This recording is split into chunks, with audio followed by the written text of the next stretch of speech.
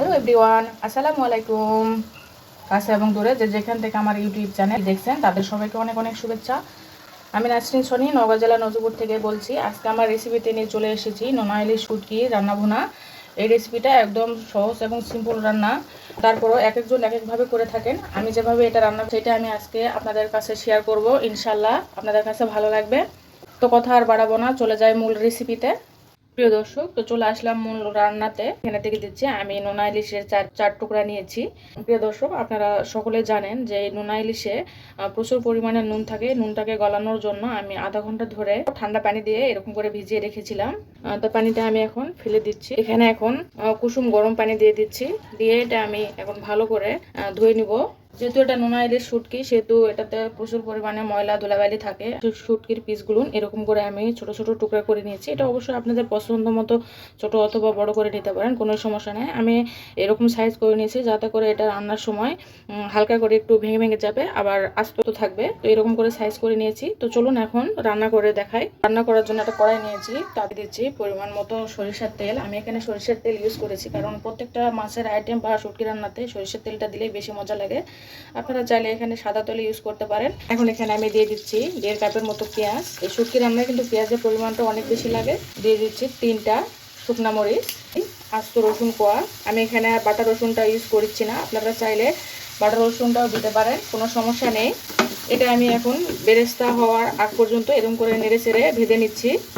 এখানে দিয়ে দিচ্ছি জাস্ট একটা তেজপাতা আর জাস্ট একটা দারচিনির টুকরো। প্রিয় দর্শক, দেখতে পাচ্ছেন পেঁয়াজগুলো আমার কীরকম করে ভাজা হয়েছে। এই অবস্থায় আমি দিয়ে অল্প একটু নুন। জানেন যে নোনা ইলিশে নুন একটা থেকে যায়, সেহেতু আমি প্রথম অবস্থায় অল্প করে নুনটা দিয়েছি।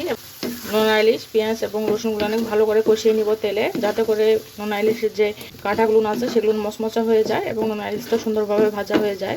এই ইলিশ শুটকির সুন্দর একটা সুঘ্রাণ বের হচ্ছে বেশ কিছুক্ষণ ধরে মশলার সাথে। এগুলো ভালো করে কষিয়ে নেওয়া হয়ে গিয়েছে। আমি এখন একে একে গুঁড়া মশলাগুলো দিয়ে দিচ্ছি সুন্দর একটা রং হওয়ার জন্য হলুদ, আরও দিয়ে দিচ্ছি শুকনা লাল মরিচের গুঁড়া। এই শুটকি রান্নাটাতে মরিচের গুঁড়া একটু বেশি হলে ঝাল ঝাল অর্থাৎ ঝাল ঝাল ভাব হলে কিন্তু দারুণ লাগে খেতে। এটা অবশ্যই আপনাদের নিজেদের টেস্ট অনুযায়ী দেবেন। আরও দিয়ে দিচ্ছি জিরা এবং ধনিয়া গুঁড়া। আমি আবারও ভালো করে কষিয়ে নিচ্ছি। নোনা ইলিশ শুটকি রান্নাটা অনেকভাবে করা যায়। আমার ইউটিউব চ্যানেলে আরেকটা এটা রেসিপি দেওয়া আছে, সেখানে আমি বেগুন আর আলু দিয়ে নোনা ইলিশ ভুনাটা করে দেখিয়েছি। আপনারা চাইলে সেখান থেকে দেখে নিতে পারেন। এভাবে বেশ কিছুক্ষণ কষিয়ে নেওয়ার পর এখানে আমি পরিমাণ মতো পানি দিয়ে দিচ্ছি, যাতে করে শুটকিটা ভালো করে সিদ্ধ হয়ে যায়। এরপর আমি 4 থেকে 5 মিনিটের মতো ঢাকনা দিয়ে দিচ্ছি। প্রিয় দর্শক, 4 থেকে 5 মিনিট পর ঢাকনাটা উঠায় দেখি অনেকটাই পানিটা শুকিয়ে এসেছে। এখন এটা আমি আবারও কিছুক্ষণের জন্য এরকম করে কষিয়ে নিচ্ছি, যতক্ষণ না পর্যন্ত রান্নার তেলটা বের হয়ে আসে। প্রিয় দর্শক, দেখে হয়তো বা বুঝতে পারছেন যে নোনা ইলিশ শুটকির ভুনাটা কতটা মজার হয়েছে এবং কতটা টেস্টি হতে পারে। অবশ্যই এটা বাড়িতে একবার হলেও ট্রাই করে দেখবেন, ইনশাল্লাহ আপনাদের কাছে ভালো লাগবে। এটা জাস্ট গরম ভাতের সাথে হালকা গরম শুটকি রান্নাটা খেতে অসম লাগে। যদি ভালো লেগে থাকে তাহলে অবশ্যই লাইক কমেন্ট শেয়ার করবেন। আর যদি সাবস্ক্রাইব করে এখনো পর্যন্ত না থেকে থাকে তাহলে অবশ্যই সাবস্ক্রাইব করে আমার পাশেই থাকবেন। আর অলরেডি যে সকল বন্ধুরা আমার চ্যানেলটি সাবস্ক্রাইব করেছেন তাদেরকে অসংখ্য ধন্যবাদ।